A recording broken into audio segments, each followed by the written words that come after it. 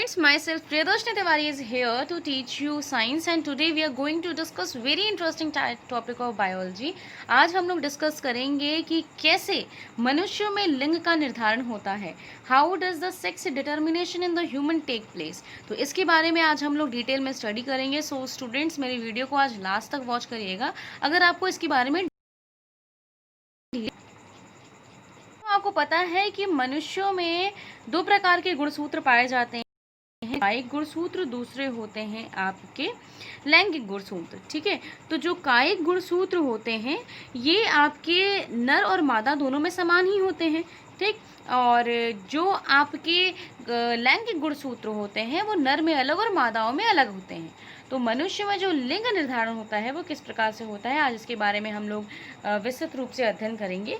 तो जो प्रत्येक मनुष्यों में दो प्रकार के जो गुणसूत्र पाए जाते हैं, कायिक और लैंगिक, तो इन दोनों को मिलाकर जो गुणसूत्रों की संख्या जो होती है वो होती है 23 जोड़े या 46. यानी किसी भी मनुष्य के किसी भी कोशिका में उपस्थित क्रोमोसोम की संख्या जो होती है, गुणसूत्रों की संख्या जो होती है वो 46 होती है और 23 जोड़े, जिसे हम लोग 23 जोड़े कहते हैं. ठीक, इसे द्विगुणित संख्या कहते हैं, डिप्लॉइड नंबर कहते हैं, तथा 2n से हम लोग इसे प्रदर्शित करते हैं.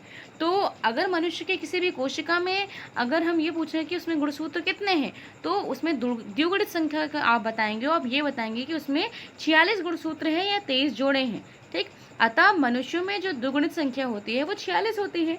नर शुक्राणु और मादा शुक्राणु, जो कि मैंने आपको पहले वीडियो में बताया था कि यहाँ पर आपकी गुणसूत्रों की संख्या अगुणित होती है, वहाँ पर द्विगुणित होती है. हर कोशिका में द्विगुणित होगी, लेकिन आपके जो आपके अंडाणु और शुक्राणु होते हैं वहाँ पर इनकी संख्या अगुणित हो जाती है, हैप्लॉइड हो जाती है, और इसे हम लोग n से प्रदर्शित करते हैं. हमेशा 2n से प्रदर्शित करेंगे, लेकिन जो आपके मेल गैमीट और फीमेल गैमीट होते हैं उनको हैप्लॉइड होते हैं और उनको हम लोग n से प्रदर्शित करते हैं. अतः मनुष्य में अगुणित संख्या n जो होती है वो 23 होती है. ठीक, इनमें से जो 44 गुणसूत्र होते हैं, 44 गुणसूत्रों के जो 22 समजात जोड़े होते हैं, यानी 22 गुणसूत्र पेयर में ऐसे होते हैं जो कि होमोलोगस पेयर होते हैं, जिन्हें हम लोग ऑटोसोम्स कहते हैं. ठीक है, इन्हें हम लोग ऑटोसोम्स कहते हैं. तथा जो एक जोड़ी होते हैं जिसे हम लोग लिंग गुणसूत्र करते हैं, जिसका मेन काम होता है लिंग का निर्धारण करना. ठीक है, तो ये लिंग गुणसूत्र जो होते हैं वो कितने होते हैं, एक जोड़े. ठीक, तो पुरुषों और स्त्रियों में ये लिंग का जो निर्धारण करते हैं ये भिन्न भिन्न होते हैं. पुरुषों में ये जोड़े जो 23वां जोड़ा होता है, दोनों के गुणसूत्र जो होते हैं वो भिन्न होते हैं. ठीक, पुरुषों में ये भिन्न होते हैं, ये एक्स और वाई होते हैं. पुरुषों में जो 23वें जोड़ा जो होता है, दोनों के जो गुणसूत्र होते हैं वो भिन्न होते हैं, जिसमें एक छोटा तथा दूसरा बड़ा होता है. इस प्रकार ये हेटेरोसोम्स होते हैं या एलोसोम्स होते हैं. इनको हम लोग हेटेरोसोम्स या एलोसोम्स इसलिए कहते हैं क्योंकि ये दोनों क्या है, भिन्न है. एक छोटा है, दूसरा बड़ा है, जिसमें बड़ा गुणसूत्र जो होता है एक्स होता है और जो छोटा गुणसूत्र होता है वो वाई होता है. लेकिन जो स्त्रियाँ होती हैं इनमें जो गुणसूत्र होता है 23वां जोड़ा वो समजात पाया जाता है, और दोनों जो होता है वो बड़ा होता है, वाई और वाई होता है. तो जो पुरुष की जो जनन कोशिका होगी उसमें कितने जोड़े पाए जाएंगे, 22 जोड़े पाए जाएंगे और एक्स और वाई पाए जाएंगे. ठीक, तो कोशिका में कितने गुणसूत्र होंगे, 23, जिसमें 22 जो होंगे वो ऑटोसोम्स होंगे और एक जो होगा वो लिंग क्रोमोसोम होगा, लैंगिक क्रोमोसोम होगा. जो पुरुष में जो होगा वो 22 जोड़े होंगे ऑटोसोम्स की और एक जोड़ा जो होगा वो एक्स और वाई. ये आपके टोटल जो है वो 46 गुणसूत्र पाए जाएंगे. लेकिन स्त्रियों में क्या होता है, स्त्रियों में जो जनन कोशिका होती है उसमें 22 जोड़े पाए जाते हैं ऑटोसोम्स के, और एक जोड़ा जो होता है एक्स और एक्स, यहाँ पर कैसे हैं, समजात हैं.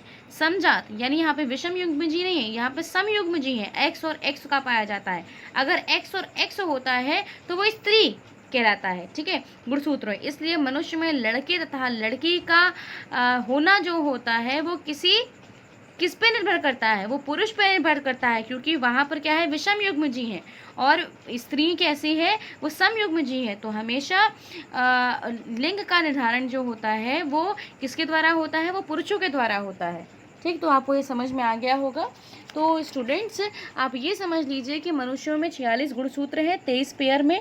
ठीक, जिसमें 44 गुणसूत्र जो हैं वो आपके ऑटोसोम्स होते हैं. केवल एक जोड़ा होता है वो लिंग का निर्धारण करता है. ठीक, जो कि मेल और फीमेल में अलग अलग होता है। तो आप ये देखो कि फीमेल में तो वो दोनों कैसे हैं, समयुग्मजी हैं, एक्स और एक्स, कैपिटल एक्स से डिनोट करेंगे। और मेल्स में क्या है, ये दोनों अलग अलग हैं, विषम युग्मजी हैं।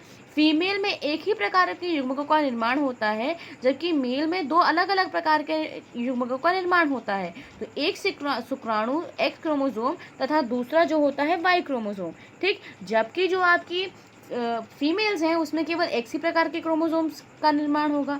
ठीक, तो यहाँ पर लिंग निर्धारण किसके द्वारा होगा, लिंग का निर्धारण जो होता है वो आपके मेल्स करते हैं।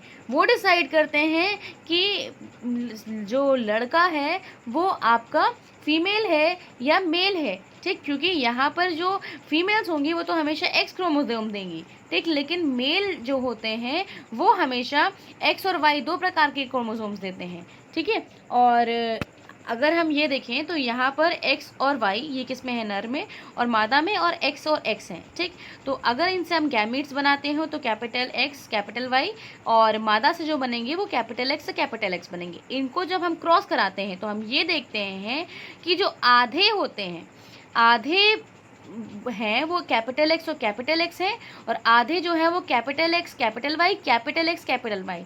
यानी यहाँ पर जब भी कोई निषेचन की क्रिया होगी तो उसमें 50% की चांसेस होते हैं कि वो लड़का होगा, और 50% की चांसेस होंगे कि वो क्या होगा, लड़की होगी। क्योंकि यहाँ पर आप देख रहे हैं कि आधे क्रोमोसोम्स क्या है आपके, XX हैं, और आधे क्रोमोसोम्स हैं XY हैं। लेकिन लिंग का निर्धारण कौन करता है, लिंग का निर्धारण हमेशा नर करता है।